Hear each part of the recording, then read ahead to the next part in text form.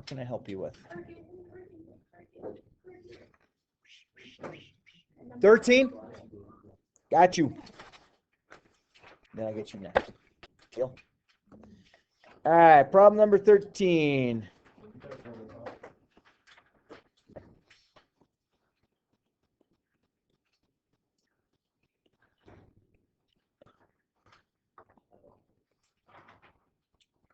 Okay, this is a great problem. Good one to ask for. Thank you. So a couple things I want us to realize. Is 144 a perfect square? Yeah, what's the square root of 144? 12? Ooh, I got an email. Let me turn my emails off.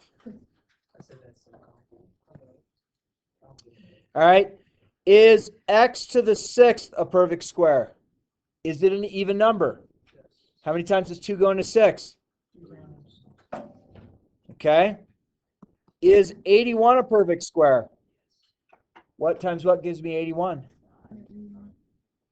All right, now, y to the 3rd is not a perfect square because it's not an even number. So we need to split it into an even exponent and an exponent of 1. So what's the square root of y squared? Y. And then I'm left with a square root of y. So let me pause there for a minute. Does that make sense how we just did this problem? Okay. Now, we do have a radical in the denominator, and the 12 and 9 also can be reduced. So let's take care of the 12 and 9 first. How can I reduce 12 over 9? 4 over 3? Yeah, because 3 goes into 9, 3 goes into 12. Agree? X to the 3rd is still going to stick there. Y, and then I get the square root of y. Okay, so I'm just trying to show the progression of the problem. You certainly probably could get a little less than this. So what should I do to get rid of the square root y on the bottom? What should I do to get rid of square root y on bottom?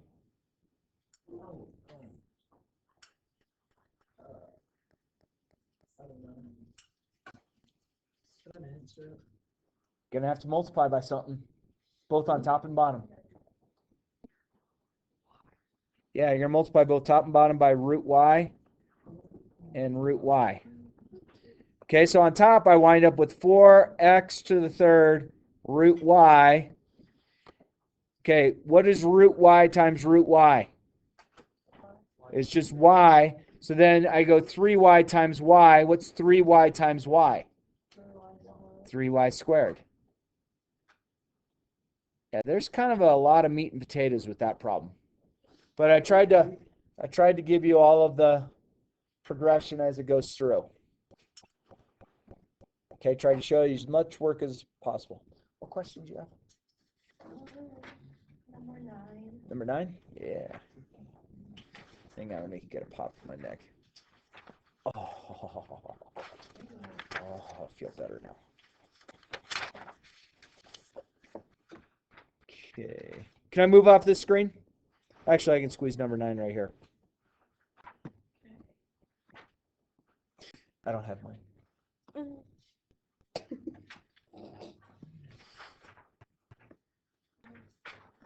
Okay. Ready? So there's a 1 out in front of here. So 3 times 1 is 3. Root 5 times root 2 is root what? Root 10. Good. Plus 3 times 3 is 9. Root 5 times root 5 is root 25. Does root 10 have any perfect squares in it other than 1?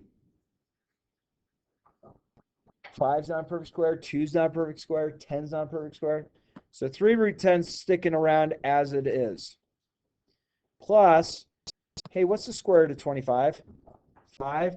What should 5 and 9 do? Multiply.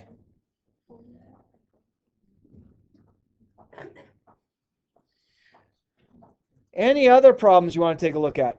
Yeah. 20? Yeah, let's do it. Oh, thanks for asking about that one.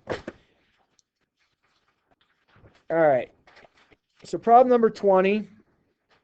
They basically have it worked out. It says a mistake has been made in each, so let's find the mistake. So you have this, and then they say this and this are the same, which is true. And then they say they multiply. Oh, I see what they did. They said they multiplied root 5 on top. What else should I have done? It should have been on bottom. That's where the mistake is. They didn't have this. This was missing. What's that?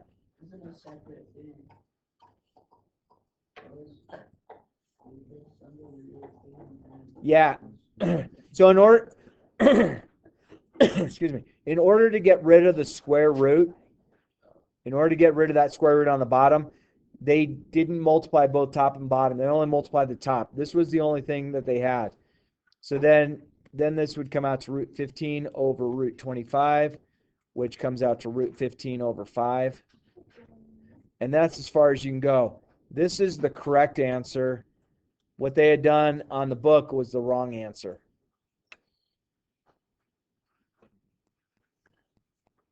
And I think that might be a mistake that students might make. They might say, hey, I can multiply just the top and it's going to be gone, and that's good. Okay. Anything else? Thanks for asking on that one, by the way. Anything else we could do? 14, you got it.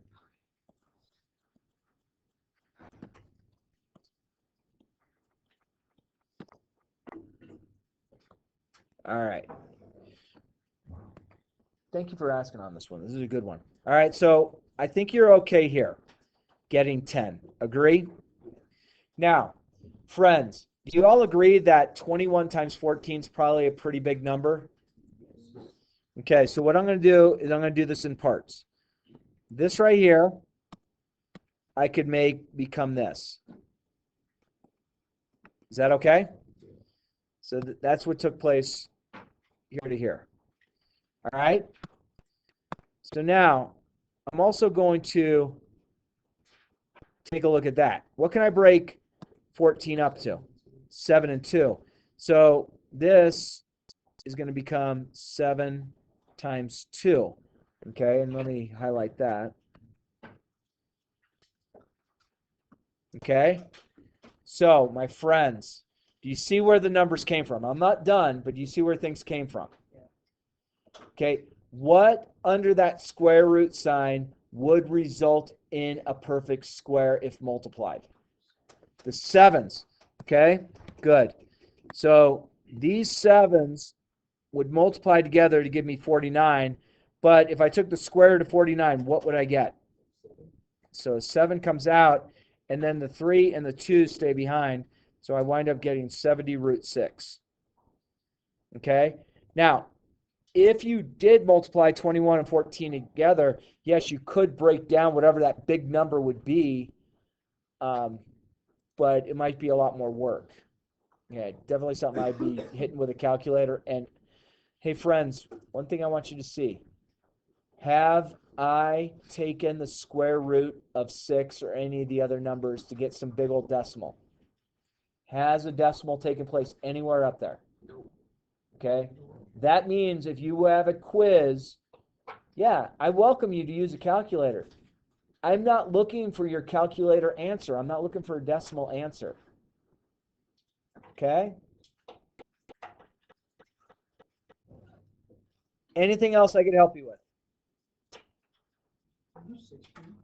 6, yeah, sure.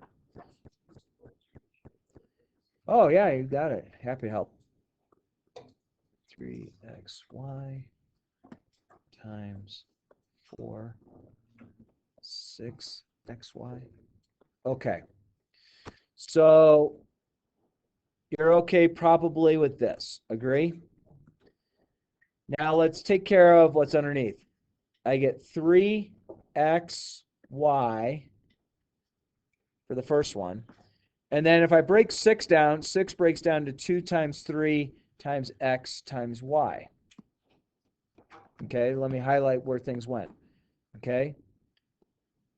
This 3, this all went right here. This broke down to this. Does that make sense? So I'm just breaking things down. That's all I'm doing. That way I can find perfect squares in there. Okay, so the 8 is going to come out.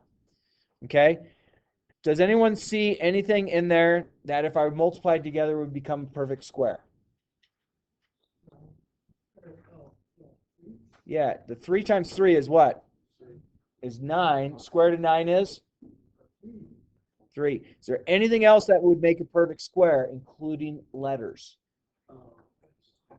X. So if I multiply x times x, I get x squared. What's the square root of x squared? X to the first. Y times y is y squared. What's the square root of y squared?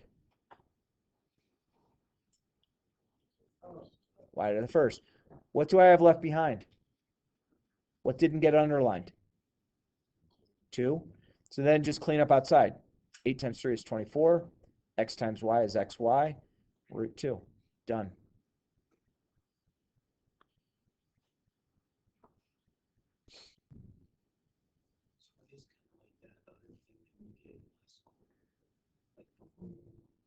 A little bit, yeah. Yeah. That's the beautiful thing about math. What you learned even in second, third, fourth grade, we're still using.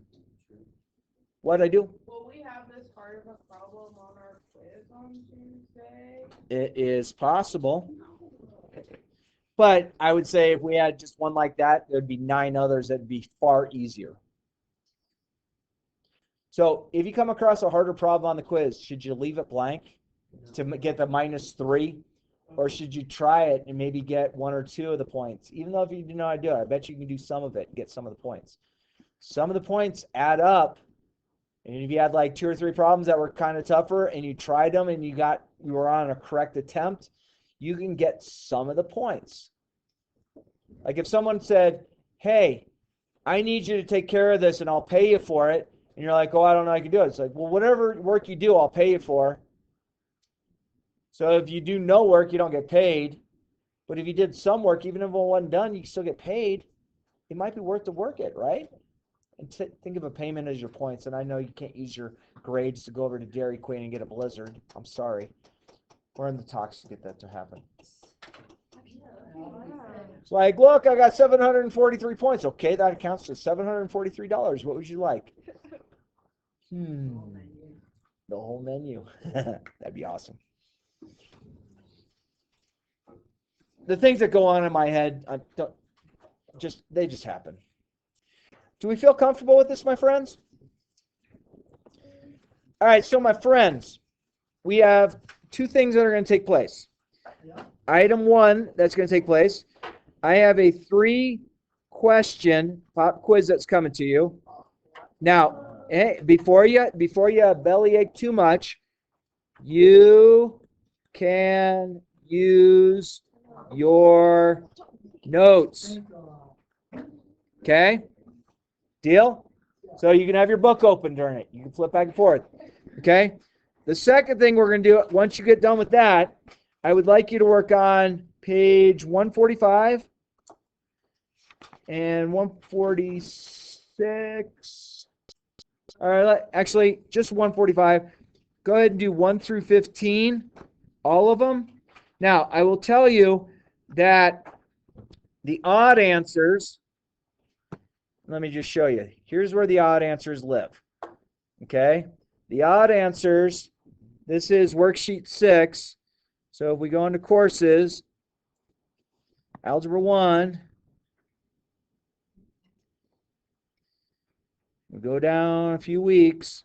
We are in SQE, so you go to SQE number 8.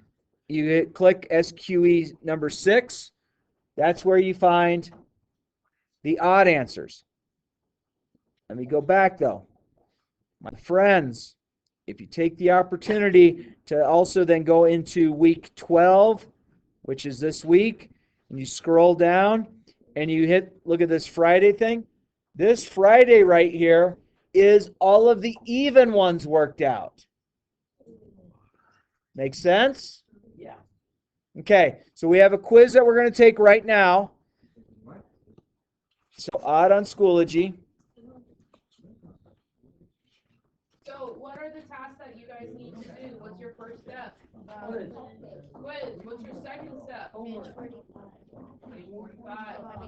45. Again, what is on Tuesdays?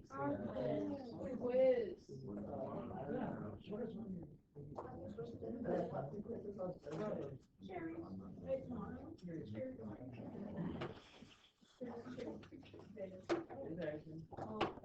All right.